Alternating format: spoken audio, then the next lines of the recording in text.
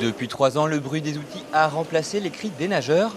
Les bains municipaux de Strasbourg se refont une beauté et devraient prochainement rouvrir au public. Après 110 ans de bons et loyaux services, la piscine du centre-ville se trouvait dans un état de délabrement avancé. 40 millions d'euros sont donc investis pour lui donner une seconde jeunesse. Un chantier complexe entre respect du bâtiment historique et respect des normes actuelles.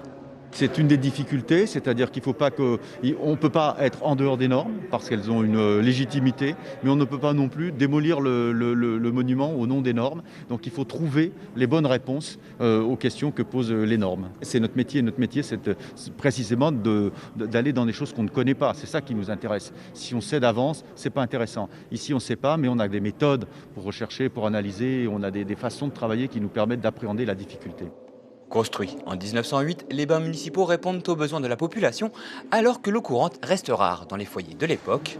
Les deux bassins et l'architecture de l'imposant bâtiment témoignent de l'apogée de la science des bains en Allemagne et de l'importance donnée aux questions d'hygiène en ces débuts de XXe siècle.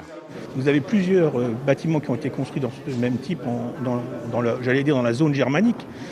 Mais malheureusement, beaucoup ont été détruits pendant la Seconde Guerre mondiale par les bombardements, ou certains ont été, entre guillemets, mal restaurés. Et Strasbourg est le seul, pratiquement, à part 2-3 autres bâtiments, le seul bâtiment municipal de bain qui restait et qui reste dans son jus. Donc, on a, par le fait de retarder finalement la restauration du bâtiment, on a peut-être préservé l'esprit de ce bâtiment. Les bains strasbourgeois font aussi partie des rares de cette période à avoir conservé leur fonction première. Ceux de Colmar, par exemple, se sont transformés en musée.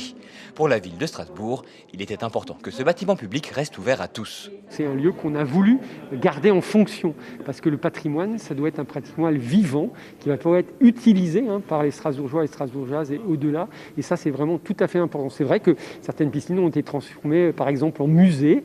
Et nous avons voulu garder cette fonction de loisir, cette fonction de sport, cette fonction de santé.